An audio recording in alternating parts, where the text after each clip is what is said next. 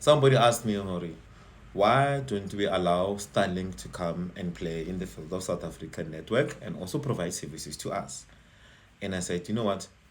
Starlink is dangerous. It's very, very dangerous because today, in the world of today, uh, the chase is data, not data, data, South African data, information of South Africans. If you allow Starlink to be one of the players of an ISP internet service provider in South Africa, remember these guys do not play with the ordinary infrastructure game. They do not connect to internet pipelines. They don't connect to ocean connections. They don't need towers. Every device that connects to Starlink directly connects to the satellite. Remember, Starlink has about over 4,000 satellites connected, ready, waiting to actually serve. And some of the other other satellites was actually running military surveillances for America. And now part of it is to have Starlink in other countries. So they can control the data. They know what you're coming, what you're doing, what's everything that you're doing. So you cannot have Starlink because current South Africa doesn't have the capacity to actually monitor its own data or have a security date to say you are providing internet but you cannot collect data. That's the problem with South Africa right now. ICASA doesn't have the infrastructure. Sentech doesn't have the infrastructure. We don't have that infrastructure to actually say we are the gateway of South Africa. We do not release content or data of South Africans to a national company. Provide your internet services, provide your services, get money from that. But when it comes to data, you cannot control because we are the gateway of this. You cannot bypass us. We do not have that infrastructure. Technically, we don't. I mean, ICASA doesn't have any smallest capacity to actually track a radio frequency. They cannot. You can have about 10 or 15 radio frequencies in South Africa or illegal radio stations.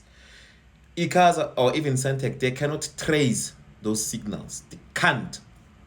I've got proof. There's a radio station in Pretoria called Radio Pretoria. Radio Pretoria has one license on one frequency. And the frequency is in Pretoria. That's the license they have. Radio Pretoria have 11 illegal frequencies all over around Pretoria. All over around the country, around the country. And Radio Pretoria, ICASA knows about it. They can't do anything because they cannot track those frequencies, but they know. And when you go to the Google and search Radio Pretoria and search the frequencies, there are about 11 frequencies all over around with one license. One license goes with one frequency. How can one radio station have 11 illegal frequencies and not be prosecuted or not be taken to task? What about if they cannot do with one small radio station? What about an internet service provider that connects the internet through satellite? They don't have the capacity. We don't have the capacity to do that. So not having capacity, when big players come, it's like, chief, no. Wait there. Because eventually, Elon Musk's mission is to control South Africa's data. That's the only thing he wants to do. Collect and control. And if they collect and control, then can easily manipulate because of with satellite connection, there's no gateway to say data of South Africa cannot bypass this level. There's data of South Africa stays here. South Africa doesn't. So it's dangerous to have a company like Starlink coming in South Africa and controlling the whole of South Africa's data. We cannot allow something like that to happen.